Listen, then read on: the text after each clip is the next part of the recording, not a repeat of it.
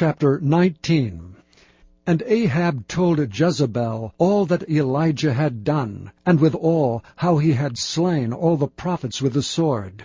Then Jezebel sent a messenger unto Elijah, saying, So let the gods do to me, and more also, if I make not thy life as the life of one of them by tomorrow about this time.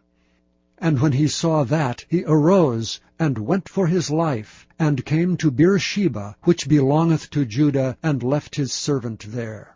But he himself went a day's journey into the wilderness, and came and sat down under a juniper tree. And he requested for himself that he might die, and said, It is enough, now, O Lord, take away my life, for I am not better than my fathers. And as he lay and slept under a juniper tree, behold, then an angel touched him, and said unto him, Arise and eat. And he looked, and behold, there was a cake baken on the coals, and a cruse of water at his head. And he did eat and drink, and laid him down again. And the angel of the Lord came again the second time, and touched him, and said, Arise and eat, because the journey is too great for thee. And he arose, and did eat and drink, and went in the strength of that meat 40 days and 40 nights unto Horeb, the mount of God. And he came hither unto a cave, and lodged there. And behold, the word of the Lord came to him, and he said unto him, What doest thou here, Elijah? And he said, I have been very jealous for the Lord God of hosts, for the children of Israel have forsaken thy covenant, thrown down thine altars, and slain thy prophets with the sword. And I, even I only, am left, and they seek my life to take it away. And he said, Go forth and stand upon the mount before the Lord. And behold, the Lord passed by, and a great and strong wind rent the mountains, and brake in pieces the rocks before the Lord.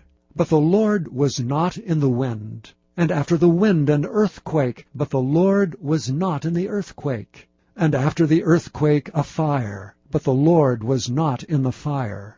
And after the fire a still small voice. And it was so, when Elijah heard it, that he wrapped his face in his mantle, and went out and stood in the entering in of the cave. And behold, there came a voice unto him, and said, What doest thou here, Elijah? And he said, I have been very jealous for the Lord God of hosts, because the children of Israel have forsaken thy covenant, thrown down thine altars, and slain thy prophets with the sword. And I, even I only, am left, and they seek my life to take it away. And the Lord said unto him, Go, return on thy way to the wilderness of Damascus. And when thou comest, anoint Hazael to be king over Syria, and Jehu the son of Nimshi shalt thou anoint to be king over Israel. And Elisha the son of Shaphat of Abel-Meholah shalt thou anoint to be prophet in thy room. And it shall come to pass, that him that escapeth the sword of Hazael shall Jehu slay, and him that escapeth from the sword of Jehu shall Elisha slay. Yet I have left me 7,000 in Israel, all the knees which have not bowed unto Baal, and every mouth which hath not kissed him. So he departed thence, and found Elisha the son of Shaphat, who was plowing with 12 yoke of oxen before him, and he with the 12th. And Elijah passed by him, and cast his mantle upon him. And he left the oxen, and ran after Elijah, and said, Let me, I pray thee, kiss my father and my mother, and then I will follow thee. And he said unto him, Go back again, for what have I done to thee?